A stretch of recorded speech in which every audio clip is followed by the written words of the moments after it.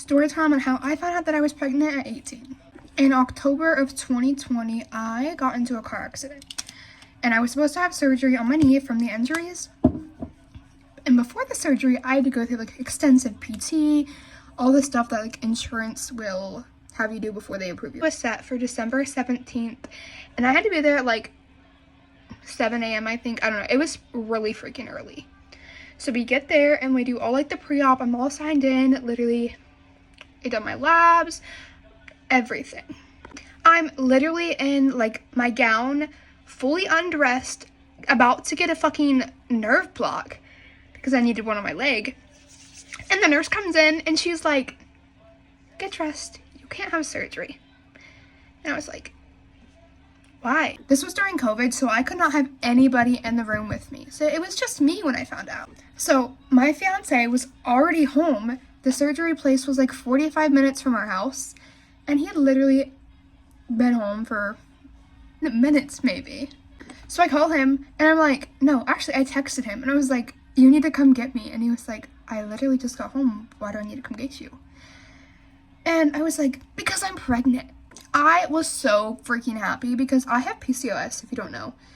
And my chances of having a kid slim. All the nurses came in and they were like, oh my gosh, congratulations. And I was like, thank you. But like, I was so sad because I had to find out by myself. Looking back, I definitely should have known that I was pregnant. I had so many freaking symptoms, but I just chalked it up to me being nervous for my surgery. Because I was. And my sister literally the day before surgery said, watch you be pregnant and can't get surgery. So my entire pregnancy, I went with a basically broken leg. During my accident, I tore my MPFL ligament, so I needed a full MPFL replacement, which I got when my son was 4 weeks old, I think. The craziest part about all of this is when I had my son, I had to have the surgery, obviously, and my surgeon just didn't work there anymore. He retired. So I had to go through everything all over again. So since my surgeon retired while I was gone for 9 months, actually it was like 11 months, but I had to find a new surgeon. And I found the new surgeon, and thankfully I did, because I didn't even need the surgery that he was going to do to me. The surgeon was only going to do a lateral release, and I needed a whole replacement on my MPFL ligament because it was completely torn.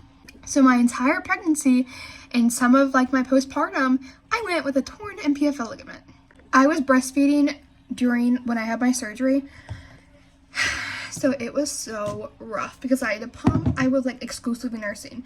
So I had to pump before the surgery, and that's literally the only bottle my son got his entire 15 months of nursing. And then not only was I taking care of myself after surgery while my fiance was working, I was taking care of my newborn. I couldn't walk. But thankfully, we have such a great support system, so it was really easy if I needed help. I just had to call somebody, and they were quick to come out.